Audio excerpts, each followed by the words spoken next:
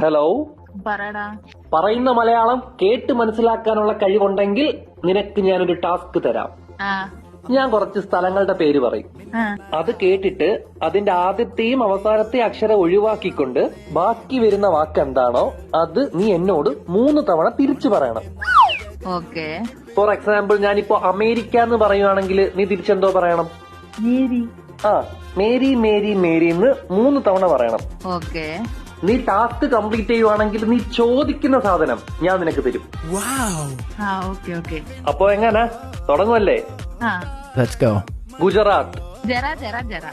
രാജസ്ഥാൻ, ജസ്ത ജസ്ത ദസ്ത. പാകിസ്ഥാൻ. കിസ്ത കിസ്ത കിസ്ത. എടാ വളാട്ടി. Task complete ചെയ്തുകൊണ്ട് ചോദിച്ച സാധനം തന്നിട്ടുണ്ട്. ഇനി ചോദിക്കരുത്, ഞാൻ തരൂല.